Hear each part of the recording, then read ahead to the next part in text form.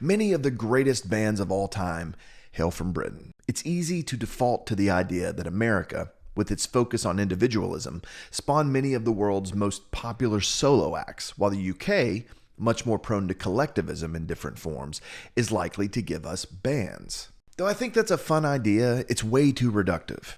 And it does a disservice to the many talented bands that came from the US, not to mention the solo artists that came from the UK. America has had its fair share of great bands in modern music, but deciding which US band is the best is no easy feat. Of course, when we talk about the greatest American bands, there are obvious names that deserve mention.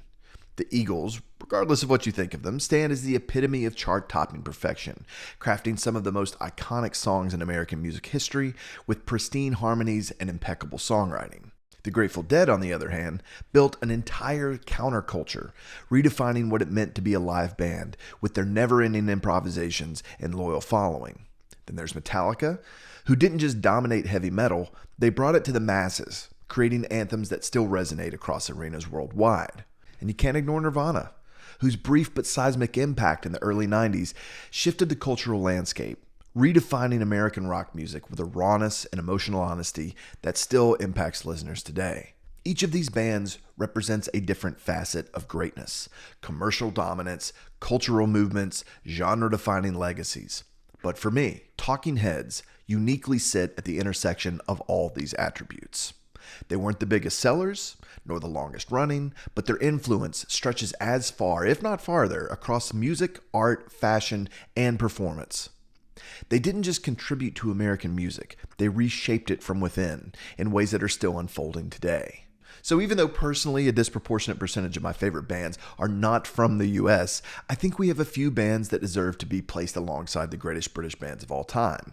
And in this video, I want to focus on the American band that I feel is our very best export, and that is the Talking Heads. Let's look at the reasons why I think Talking Heads are the greatest American band of all time. Comprised originally of core members David Byrne, Chris Frantz, Tina Weymouth, and Jerry Harrison, Talking Heads were part of the original CBGB bands in the mid-1970s New York punk, post-punk scene, alongside bands like Television, Blondie, and the Ramones.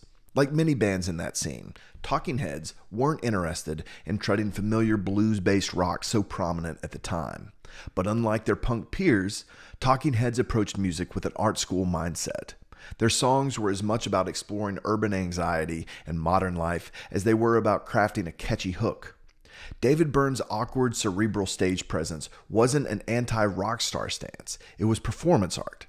The band's visual identity, from Byrne's iconic big suit to their minimalist stage setups, reflected a fascination with media, identity, and the absurdity of modern culture. One of the many reasons that Talking Heads are on top of my list is that no one sounds like them.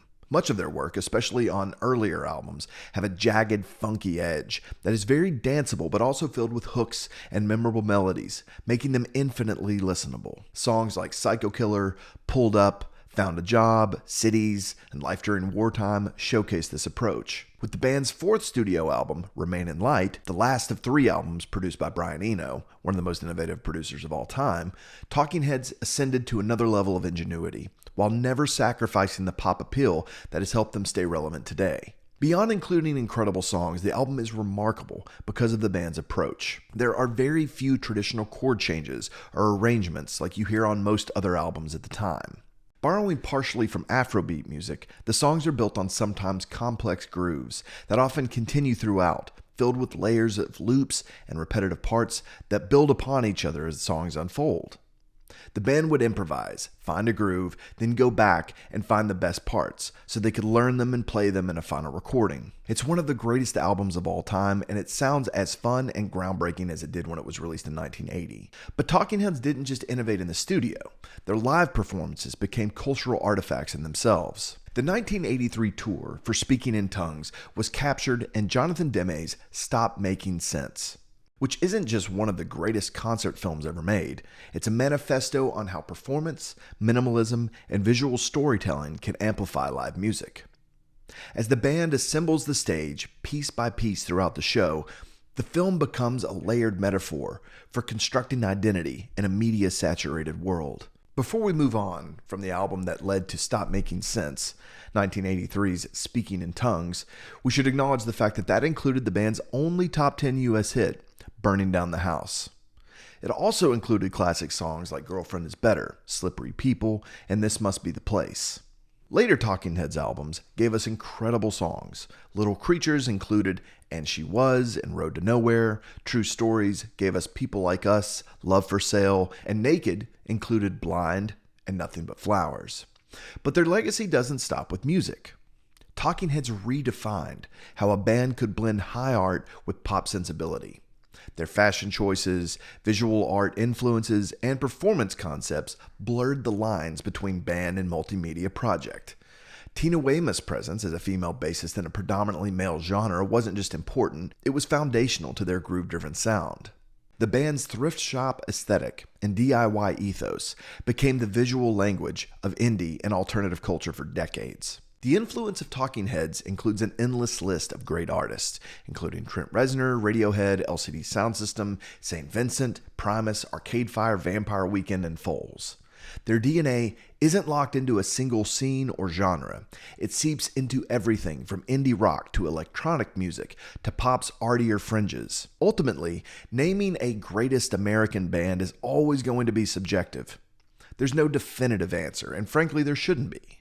Whether you value commercial success, longevity, cultural disruption, or raw emotional power, there's a band out there that can be your pick. But for me, the Talking Heads represent a rare convergence. They weren't just innovators in the studio or trailblazers on stage. They were architects of an entire aesthetic that fused music, visual art, performance, and cultural commentary. They didn't dominate the charts like the Eagles, or build a subculture like the Grateful Dead, or shift the mainstream like Nirvana. What they did was subtler, but in many ways more pervasive. They changed how bands thought about being a band. From David Byrne's art school persona to the grooves that bridged funk, punk, and Afrobeat, Talking Heads redefined what it meant to be an American band. Not by chasing mass appeal, but by trusting that originality would find its audience. And it did. Other bands might have had brighter flashes of success, but Talking Heads rewired the DNA of music and culture from within, influencing how artists create and present their work to this day. And that's why, to me, Talking Heads are the greatest American band of all time. But that's just my take. Maybe you disagree. Maybe you think another band owns that title. I want to hear your thoughts. Did I undervalue commercial success, longevity? Did I miss a band that deserves this spot? Keep this conversation going in the comments, and if you enjoyed this video, hit like, subscribe to the channel, or follow our podcast for more deep dives into your favorite music.